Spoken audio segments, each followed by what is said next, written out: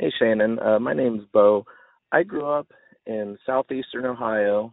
In the mid-'80s, I was around 8 years old, and I lived over in a place called Zaleski State Forest around New Plymouth. It's very close to the Hocking Hills and many caves. I was 8 years old, and we lived right to the back of Zaleski State Forest. And I was just outside. It was a nice sunny day in the middle of summer, and I was playing on a big dirt pile, just playing with cars, trucks. You know, I was just an 8-year-old kid.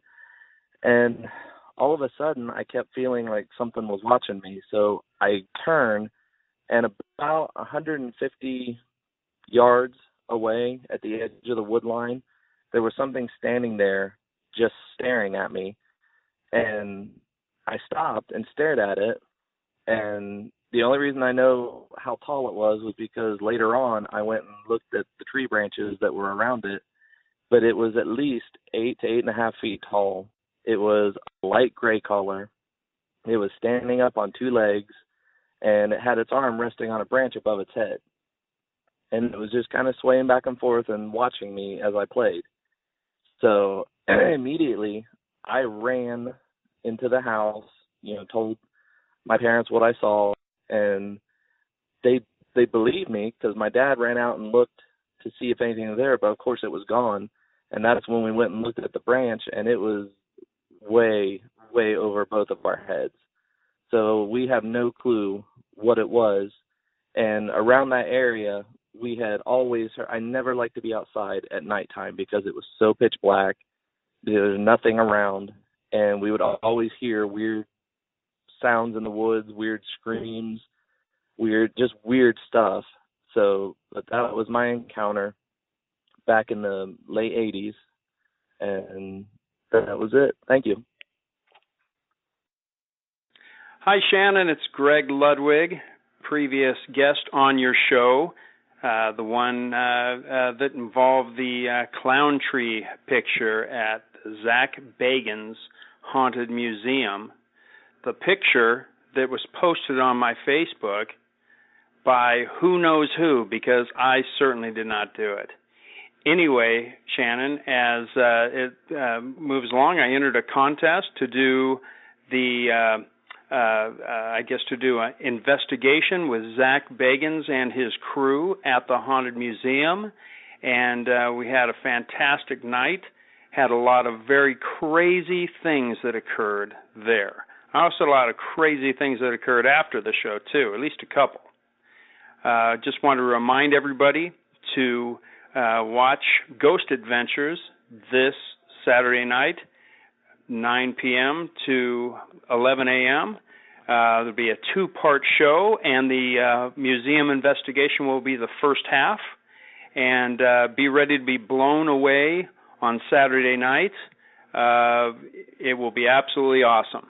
That's Ghost Adventures on the Travel Channel, 9 to 11, Saturday night. All right, talk to you soon, Shannon. Thanks. Bye.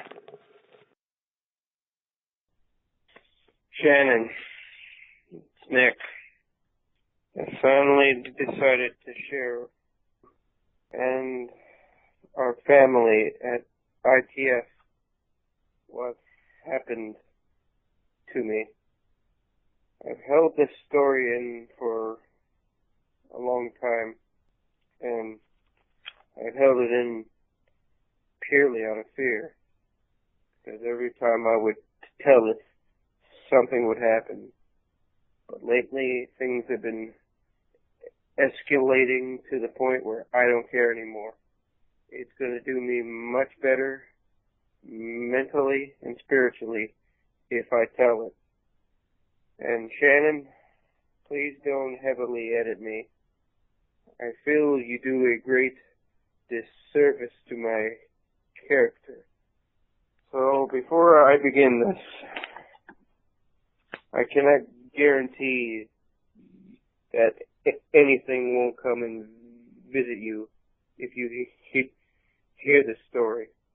And I do stutter. I'm probably only going to share this story with Shannon and one other show, because it's affected me so bad. So, without any ado, this is my story. And I'm going to read from my notes because I've documented it over the years. It began years ago. It was 9/11/10, my birthday. My girlfriend, now fiance, and I were walking the woods around 8 p.m. I took her out to my neighbor's pond. It's about 7 to 8, maybe 10 acres. It's beautiful out there. It was extremely foggy. Picture Silent Hill. I asked her if she has ever seen the back trail. She says no. So I took her towards the back trail. And while we are walking, we heard something stomping and thrashing in the woods to our left. I honestly freaked out, but we kept going. So we approach the path, and she freezes. She's just standing, staring at something. I keep asking her, what's wrong, but she wouldn't answer. Now, for a little backstory to this point, my fiance and I, we both have gifts, but she is more sensitive than I am. At this point, this is the point where all hell broke loose. She said, I think we should leave, so we were walking back to the entrance, and we both just started seeing these huge shadow figures. We are running at this point because we are seeing them running all over the place. When we get to the gate, I ask her what she saw. She says she's seen a man yelling at us saying, you're not welcome here, get out. Brush it off. The next day, though, I went out there alone, confronting whatever was out there to leave us alone. I know the landowner, and I was shouting this along with adding, we have a right to walk these woods. I might as well have been poking a bear with a stick. As soon as I said it and started walking home, there was a sudden change to the woods.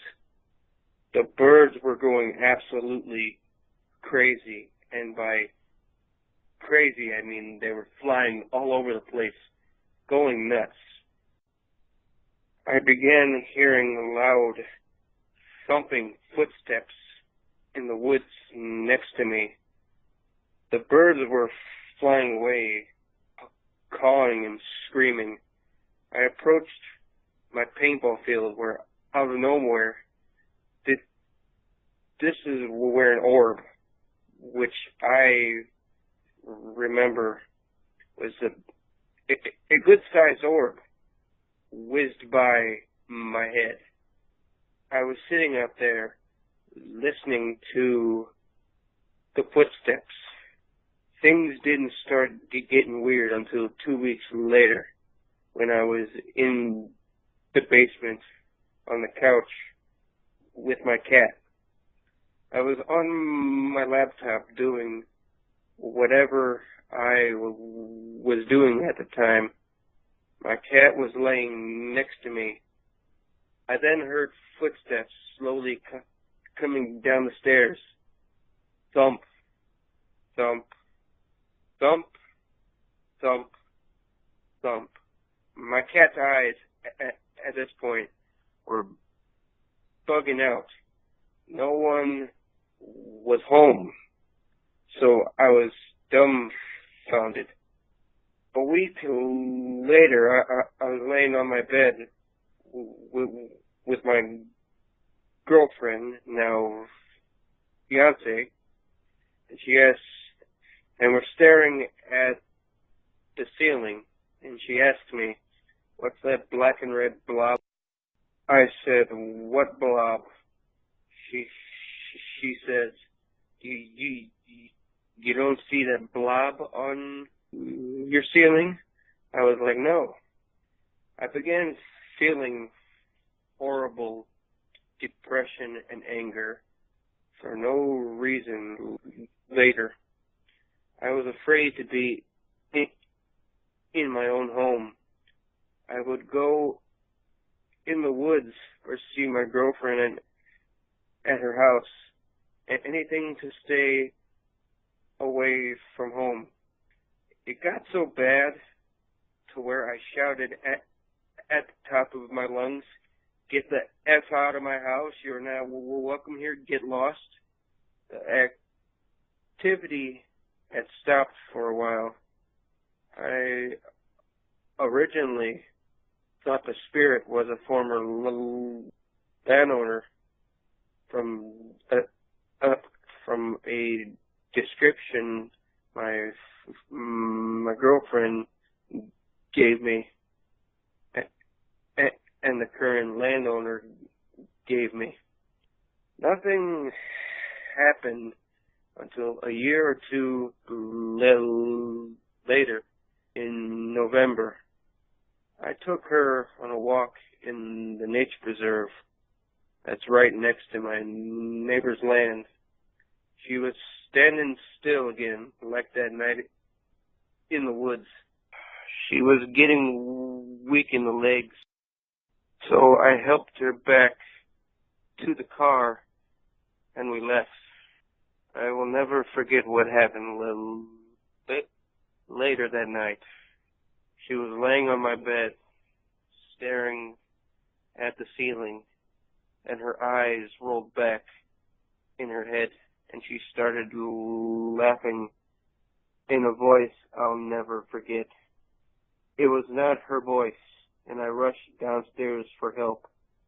And when my mom and I came upstairs, she was sitting up, dumbfounded. I will tell you now, she has never seen me cry. In the 5 years at that time we had been together. I sought for help from my friend, who's my ex also. I know. For help, since she's dealt with the paranormal her whole life. It's really strange how this all happened. She put together what happened and traced it back to her. Because the night I sought her help, it visited her, and she knew.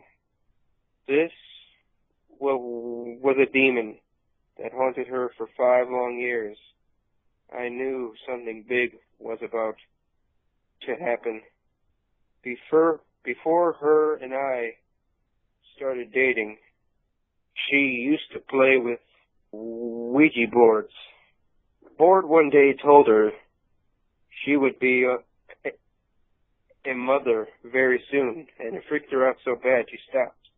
She said goodbye, and nothing happened. Her and I broke up a year later, and her ex got her pregnant. Her ex is also a Satanist. Well, they never got along, so she left him, and he was angry. So he went to her house and scribbled something on her window, and that's how the demon came into our lives. She told me this demon is supposedly a very high-ranking demon that is said to be the right hand of Lucifer himself, and goes by several names, but I will not say his name. He tormented her for 5 long years before she could get rid of him. he had no one else to torment or corrupt. He came to get me, to get my girlfriend, to get back at my ex. It's all very complex and confusing. He couldn't harm her, so he came to me, along with another one, which brought 3 others, 2 males, 2 females. All names I have, all names I will not speak of. For the next 2.5 months, they tormented me daily, filling me with anger and sorrow. I was relieved of some of this torment when I was given a cleansing by my friend's husband's sister, who is a medium. It was a very strange experience. She reached to shake my hand and immediately locked tight onto my hand and started screaming at me, at which point they all said I was growling at her. I have little memory of this. It felt like I was being influenced to growl. She then got in my face, screamed its name out. Then my friend, her husband, and the medium held hands, and they started to pray around me. This medium is not exactly a Christian. She's more of a shaman. She follows multiple beliefs. I don't understand it, but as they were doing this, they said my eyes had gone black. But after they did this, I felt a weight lift off my shoulders. The wind was howling madly. It was done outside. They performed it outside for unknown reasons to me. But after, I thought I could see a black shadow running away, and shortly after, I felt normal again. After the ritual, the medium gave me a Celtic protection amulet that I had to wear. They couldn't harm me while I wear it. However, they could still test me for weak points. The night after the event, I seen one of them in my dreams. She looked like an elf, yellow skin and huge black eyes. I will never forget those eyes. They are still in our realm. I don't know where. At the time, I still thought they were in the woods. And back then, I haven't gone in those woods then because I would leave full of unexplainable fury. But it didn't stop me, and this is not in my notes, but I would go out there quite a bit, and it seemed that things calmed down. I later had gone through many troubles to find a way to get rid of them. I was forwarded to a woman who I thought at the time could help me. She is a white witch. She knew right away what was happening. She told me to go in the woods. Now, I'm not gonna give all the background about what transpired between us. But she told me to go in the woods and make an oath with the trees. She told me there was also a door out there, a door that's been open forever almost. If I did this oath with the trees where I gave them energy and took some, it would seal the door between this world and the next for all spirits, and all of them inside it would be banished. I did this with a dozen trees. By the time I was done, it felt so strange out there. I went home then. A few days go by, and she contacts me, telling me the spirits say my oath was successful and the darkness had left. She recommended I offer tobacco to the native spirits and the land, which I did. My fiance had a experience out there after we did this. She's seen a Native American couple, a man and a woman, make a hand gesture like they were pleased with what we had done. Those woods at the time feel and look so much brighter then, although later she went crazy on me, which I wonder now if she caused some of the future stuff. It's very personal what went on between us, so I won't go there, but things still go on though, even this day. In fact, I don't think it worked in the end. Something bigger is in those woods. Whatever it is, I pissed it off, and it paid me a visit. Sorry, I'm having a hard time. I feel something here. I later took my friends up there, two of them actually.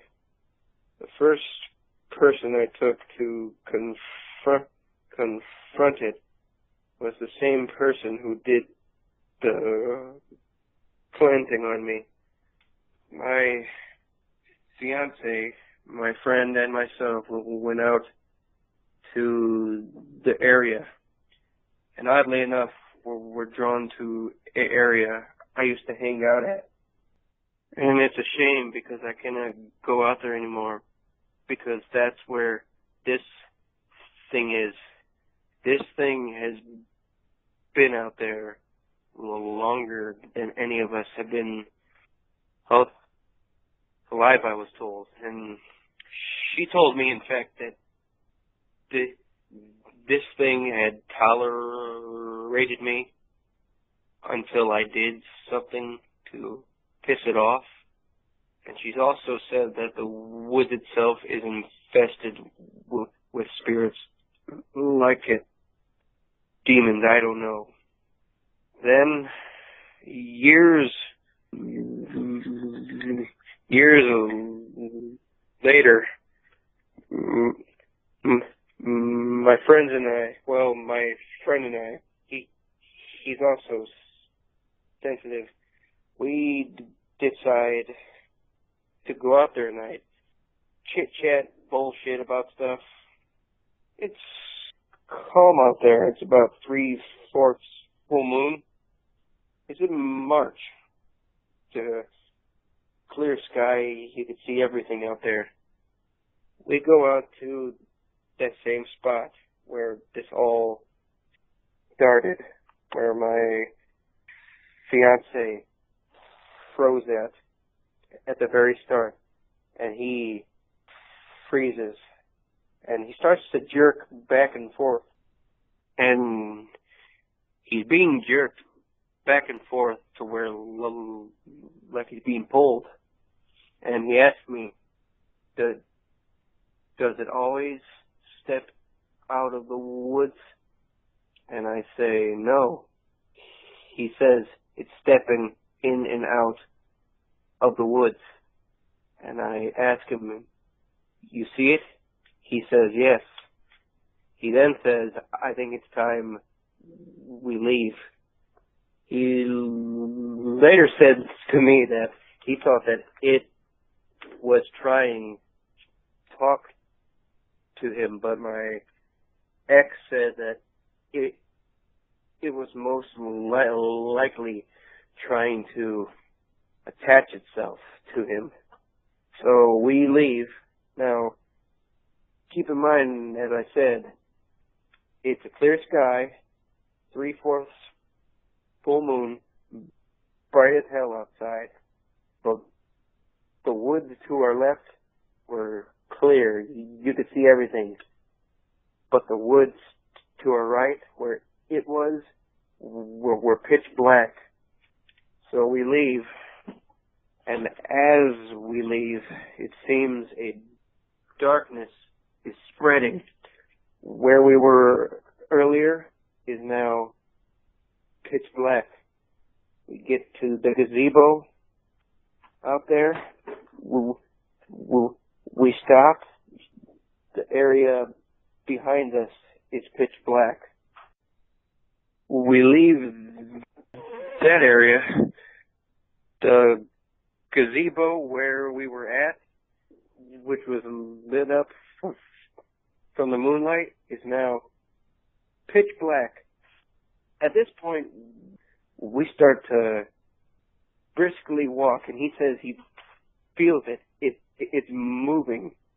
We get to my neighbor's horses, and every horse in that pasture turned its head and looked at those woods. We got the hell out of there. And when we got out of there, it stopped right before it hit the horse pasture. That was on 4/28/17. Our most recent event was on 10/8/17, not too long ago. My fiance and I decided we would go right out to the pond on my dad's golf cart. It's around 6:45, about 65 outside. It's a beautiful afternoon. We go out there, we sit around, nothing happens. But then we go and ride that back trail again in that same damn spot. We go through it. It feels 10 degrees cooler. And she later tells me she feels eyes coming from the area where it is. So nothing happened until later. I take her home, kiss her bye, start to drive home. I turn on some music, and I'm driving through town. It's around 11 p.m. I start to think in deep thought about those woods and what would happen if I brought a team out there. And just then, I almost get hit by a car, like literally out of nowhere. I was at a roundabout. Sure, it could have been me not paying attention, but then I get home, I tell her, she tells me she gets sick all of a sudden, tells me she's throwing up and has diarrhea. She then says her cats are going insane. So then I go to call my friend who I took out there, but first I turned on the kitchen light so I could see. I go outside, I call him, he don't answer. I come inside, the light's off. Everyone is asleep in that house. The next day, ironically, Greg and Dana Newark came to get an item from me, which I made, which I feel was possessed by something evil. And since they took that item, it seems things have been picking up again. I'm hoping they get in contact with me soon. And that's my story. Some of you may ask, why do I keep going out there? I've grown up out here. I've been walking those woods since I was 7. They're just as much a part of me as I am them. I was originally planning to come on, but the day I told her, the very next day I got into an ATV accident where I launched off into a creek, frozen by myself. So I've never shared this story out of fear. Even now the phone keeps breaking up, but I was told they just don't go after anyone. They're searching for a certain kind of energy. Think of it this way. Would you rather have McDonald's or a T-bone steak? I was that steak, and they came after me. Perhaps it was my interest in the darker side of things. I'll never know. But that's my story. You can say what you want. I'm not in it for money or fame. I do this for my own mental health. And with that, I bid you all a good night and stay safe. And be careful what you ask for. Hi, Shannon. This is Dan from Ohio, calling as promised to tell you about my possible Bigfoot encounter I had in June. Actually, I believe it was pretty near to the Hocking Hill sighting that your guest had on episode 106. My incident was in June of this past year at Rockbridge State Nature Preserve. I had spent the weekend with some family from Cincinnati. I'm from Columbus, so I was heading on my way back, and I wanted to hike one more trail. So I decided to stop off at the nature preserve there because I'd only been there one other time, and that was from the river side to, while canoeing, we hiked up to see the bridge and then back, but this time I came in from the up from the highway side through the nature preserve.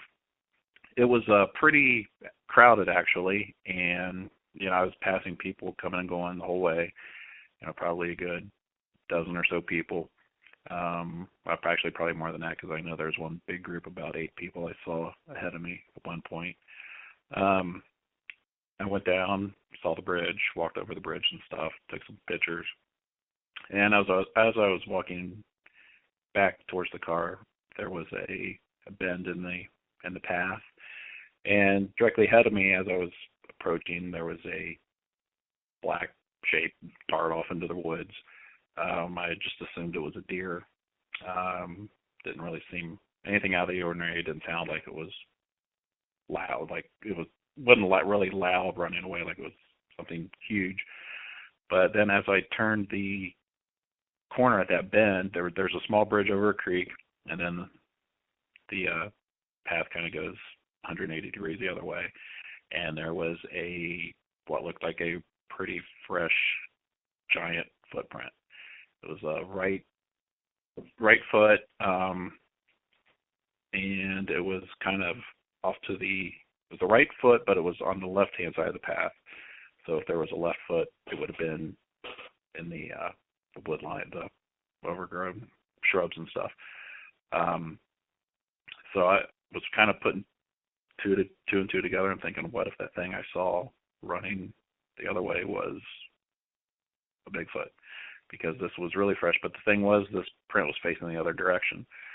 I had my camera with me, and at that point, the adrenaline was really kicking in. And I did take a picture, which was on the BFRO site with my report, and it's really blurry because I guess I was just shaking from the adrenaline rush.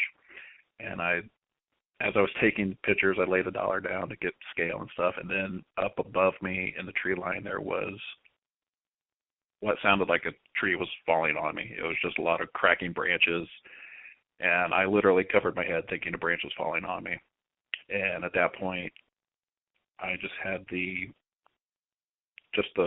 this creepiest feeling and just had to get out of there. So I hightailed it out of the park, and I'm friends with some people in the BFRO, so I contacted them and talked to them, and they went down and investigated it. The following week, I was actually out. The following week's 4th of July weekend, and I was out of town, so I didn't get to go down. They went down, and the print was actually still there, and they took some photos. You can see those on the BFRO site. Also, it's report number 5774 in Hocking County, Ohio. So if you want to see the photos, they are there.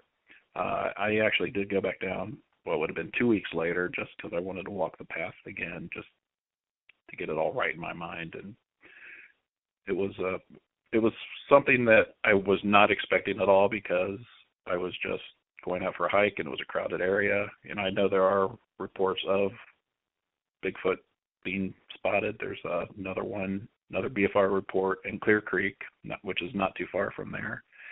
And then your guest had he talked about where he was camping, and I believe I found what campground he was talking about, and it was less than 2 miles from where I had my incident. His was, I believe, 6 years ago or so, but I know they're down there somewhere. Actually, when I met you a couple years ago at Burr Oak, that's actually pretty close to the Hocking Hills region. It's probably maybe a half an hour away, if that. There's been, the sighting. They had some sightings there in the park. There's been quite a few, and I know in north of Hocking Hills, actually the Clear Creek Park sighting that I mentioned, and I know there's some ongoing investigation in some areas north of there, plus some down south. There's south of the main park area. There's been some sightings throughout the years. The people down there aren't as open about it as they are in areas like at Salt Fork, where they're known for being the Bigfoot place. That's where they have the conferences, the Ohio Bigfoot Conference, and I was at Creature Weekend last weekend, and I have a campground with a Bigfoot Ridge sign, and it's really accepted there. But down in the southern region, more southeast of Ohio, that's people just don't seem to talk about it as much. Hopefully people will hear my story and your guest story from the other day, who was actually, he has a few incidents even further south than Hocking Hills and Gallia County, and so that hopefully people will want to talk more about it, because just because. Hopefully get the word out, and I'll talk to you later, and I'll call back some other time. I got plenty of ghost stories and stuff for you. This was my first incident with a possible cryptid being, so I'll talk to you later. Bye. Shannon, hey, it's Luke Johnson. I was promising I would call in one of these days. I hope you can hear me okay. I'm driving. And report back on a couple things regarding the show and fill in some dots there. I have some creepy things to talk about and some not so creepy things. The first thing is, earlier in the show's history, we were speaking with somebody about the movie Arachnophobia, and that movie is with John Goodman, the famous John Goodman, who I love dearly, also from Roseanne. And that was actually taped at my high school. So that's kind of a cool little tidbit. In Cambria, California, which is on the more northern coast section of California, and it is beginning to kind of trek up into more of a mountainous region towards Big Sur. Cambria is a small town, houses about 7,000 people. Big deal. It stayed in the early 90s at my high school. Tons of the kids from high school who were in the movie. The more interesting thing is those survivors in the movie actually are not native to Cambria.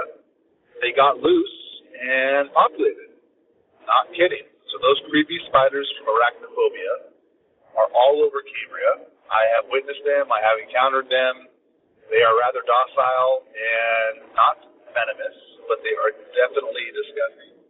I know that you hate spiders, so that probably gives you a gross shiver.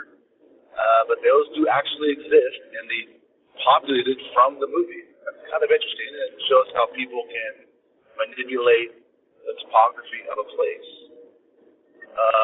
Now, the interesting thing about Cambria, too, is it literally is a gateway town that enters, like I said, into a more mountainous part of the coastline, otherwise known as the Pacific Northwest, that treks all the way up into Canada.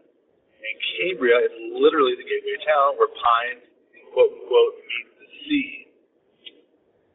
Which is pretty interesting. But a more interesting thing is because it's known as that gateway, there are a lot of people practicing witchcraft.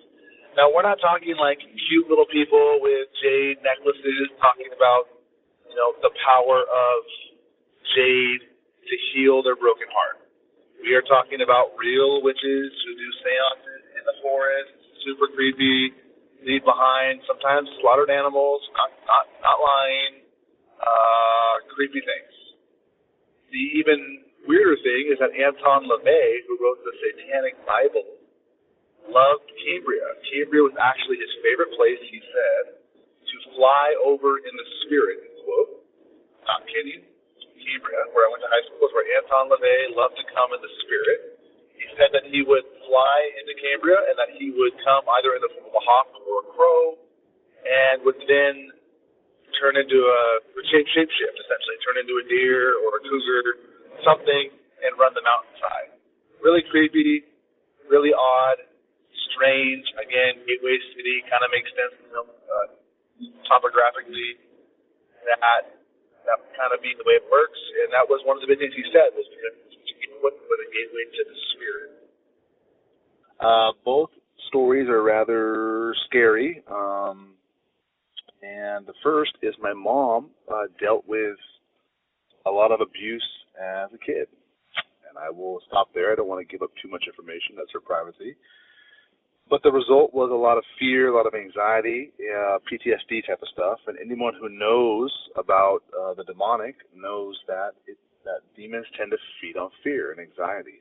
And oftentimes abuse is what opens the door to those things. So for me growing up, having these kind of angelic encounters that you and I have talked about, there also was this dark side in the house. My mom dealing with these things, and she remembers on numerous occasions having tormenting nightmares.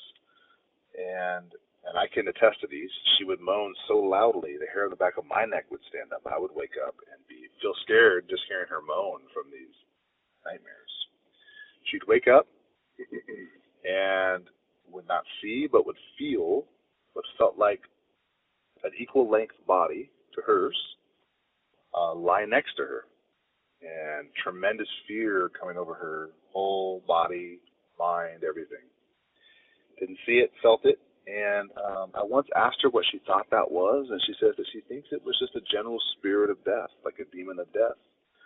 My mother feared death tremendously throughout her life for a long time, and not like in a form of reverence, not reverence for death, meaning that she respects life, knowing how easily it can be lost, not that type of reverence for death. Actual tormenting fear every moment that she would die. And that's something that, she ended up finding out was definitely directly connected to her abuse.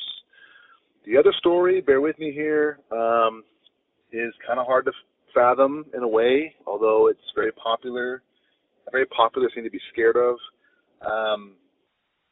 Naturally, I have all these experiences with angels, but of course the leaking, that my mom's experiences would probably leak over, right? So I do have a memory of when I was 8. I was not sick. There was no fever. Definitely old enough to know when I am awake.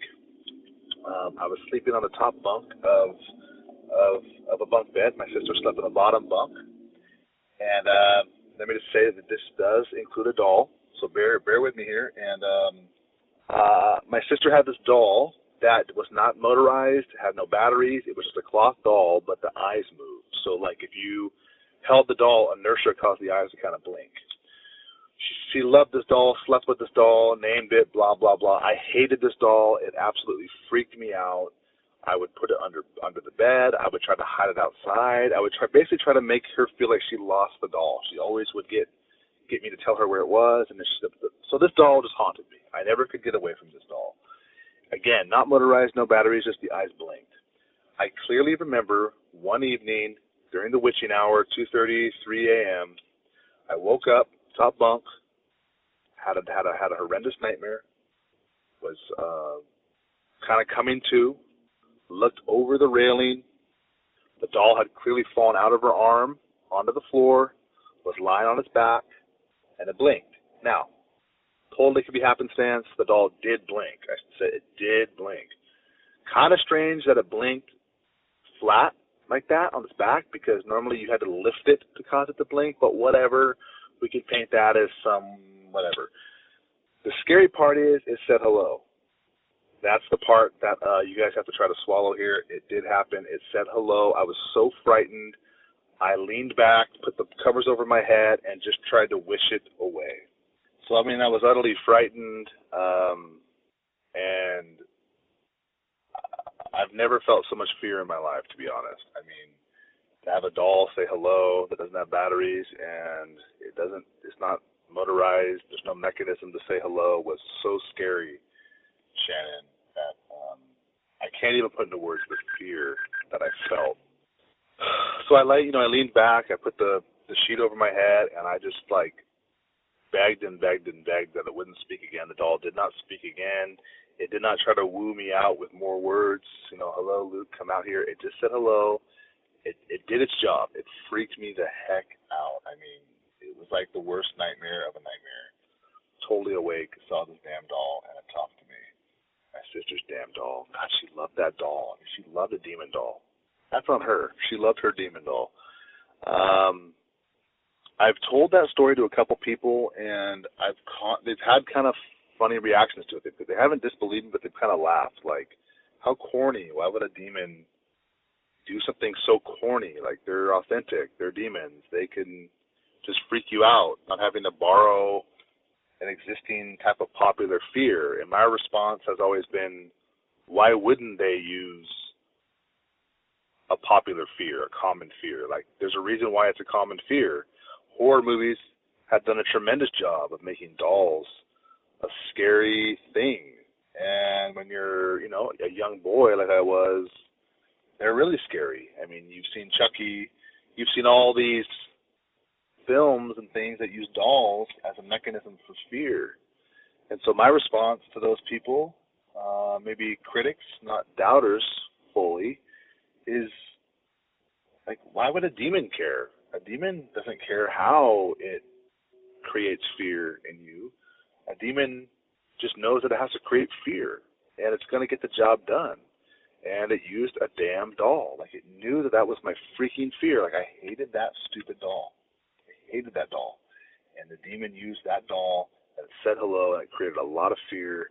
And I've long wondered, like, why? I've had all these angelic encounters. Why this story with this doll? And again, the only thing I can think of is my mom simultaneously is having all these demonic experiences, and I'm having these angelic experiences. And in the house, there's this sort of meshing of light and dark, and of course it's going to bleed over. My mom had some angelic encounters, and then I had these frightful encounters, like this stupid demon doll.